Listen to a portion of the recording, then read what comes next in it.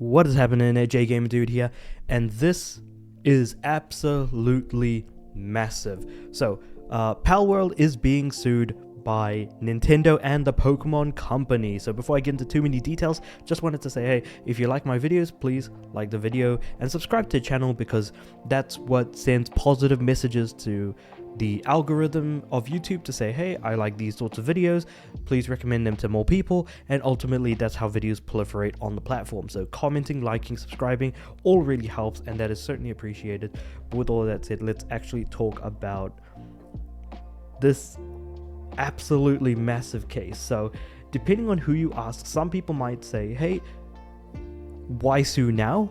Or it was about time that they did. And the reason for this is actually kind of interesting. So just for people who don't know, Palworld originally came out in 2024, February of 2024, this year. Well, I say this year, February 2024, and was originally announced in 2022, was the end of 2021. It was roughly around that period of time that this game was originally announced.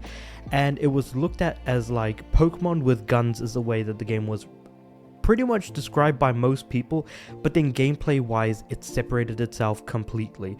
When it released, Palworld was ultimately treated as a survival game where you can capture pals and then use those pals to then turn them into slaves to create more guns and do other things like that. So it kind of goes into some very interesting places in that regard. And I mean, Pokemon is just Pokemon. So for anyone who doesn't know, Pokemon is a turn-based RPG that has been going on strong since 1995 and continues to do so. In fact, it is a massive moneymaker for Nintendo, and Pokemon games have never officially released outside of Nintendo. Now, we know for a fact that Nintendo does in fact sue anyone who tries to do any sort of fan projects in relation to Pokemon. But when it comes to Palworld, nothing genuinely has any real link to Pokemon. And yet, all they really have is a similar sort of cuddly animal vibe in terms of going from different locations to others and just seeing the different sort of like pals in Palworld, having sort of a similar feel or vibe to some Pokemon, but that's the most you can really sort of drive into it.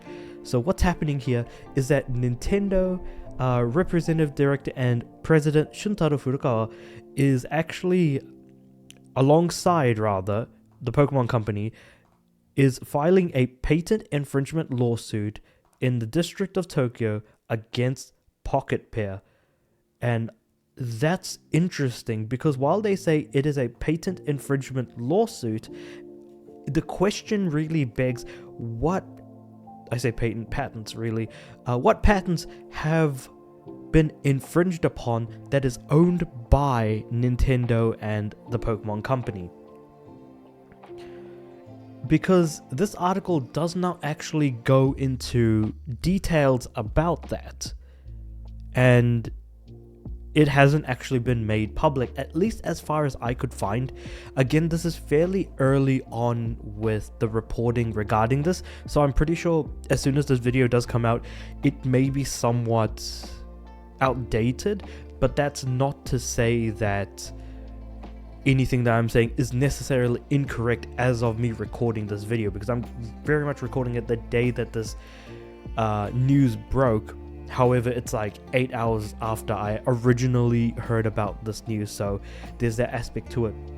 Now, here, Japanese game industry consultant Dr. Sertan Toto actually chimed in on the news and says something that I feel like needs mentioning, which is how high the actual conviction rate is in Japan, especially when, and I'm going to be quoting Dr. Sertan Toto here, this will likely end very bad for Pocket Pair, looking at Nintendo's legendary track record, especially in Japan, regarding lawsuits like this one. I don't believe Nintendo has actually lost any lawsuits within their home country of Japan. And then the article, this Game Ranks article, goes on to say that the Japan's criminal justice system has its peculiarities, of course, but infamously it is known that the country had a 99.9% conviction rate in 2001, and it is still way higher than 90. It's still higher than 90% even now. So that's really saying something.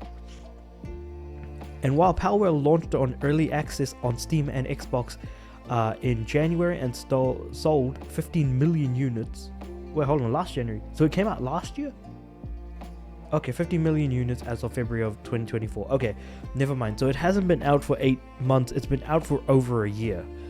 So the game, from the original announcement to its release to today, it's realistically been 3.5 years that, Nintendo could have sued at any point in time.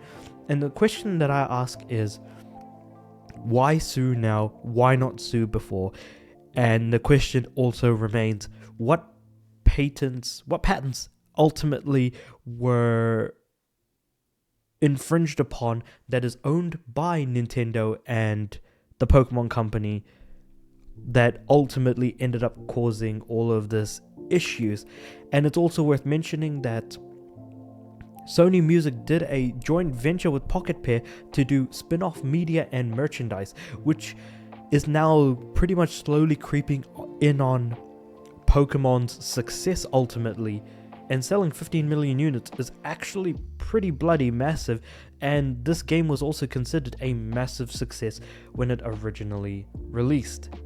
So, a press release did come out by Nintendo. And so ultimately what's happened is that the press release didn't go into detail on what patents the Pokemon Company and Nintendo held that were violated by Pocket Pair, and that still needs to be verified even now. Prove that plagiarism was used in the case. Okay, potential use of plagiarism.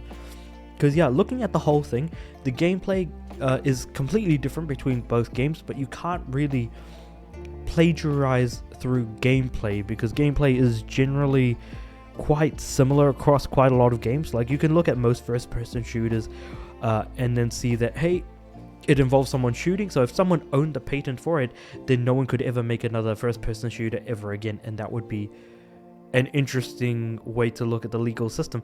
But it's usually frowned upon to actually patent a gameplay system, because there's a good reason why people don't do that, because that ultimately causes issues for other people who want to develop games with a very similar type of design or aesthetic. That being said, however, the Pals and Pokemon, there may be some legitimate possibility that there could be a case there, but it is very difficult to kind of look at the whole thing. And I personally was very much looking forward to the potential PlayStation release of Palworld, because there was some murmurs going around that during TGS this year, which is in about a week's time, there was going to be a potential announcement of Palworld coming to PlayStation. But with that being said, and this whole thing going on, this may very well stop that. So I'm actually kind of more angry at Nintendo for stopping me from being able to play Palworld, because I'm not going out of my way to, play Palworld on, a PC or an Xbox when I generally prefer to play on PlayStation. That being said, however, I am very interested to hear what you guys have to say about all of this in the comments below, and keeping in mind that this is all very much early days in terms of the actual news that's being broken here today. So it is only going to be updates from here on out, and for sure I will be talking about this because this is huge, and it's also in relation to something that I actually do kind of care about, albeit that if the game actually does come to PlayStation, I will buy and play it. That much is for certain. But the question becomes, everything that I kind of mentioned, what are the patents that were actually ultimately infringed upon, and will Pocket Pair make it out alive? Though it is extremely unlikely that they're going to be able to get out of this relatively unscathed. That being said, however, Like I said, let me know what you guys think about all of this in the comments below. Like the video if you liked it, subscribe to the channel. I'm aiming for 300 subs by the end of the year. I do have a Patreon link in the description below, so if you want to toss a few bucks my way, just to say, hey, you're doing a great job, you can absolutely do that, because that also helps the channel, and I'm not actually monetized at the moment. And with all of that being said, I do upload every day, so I'll see you guys tomorrow.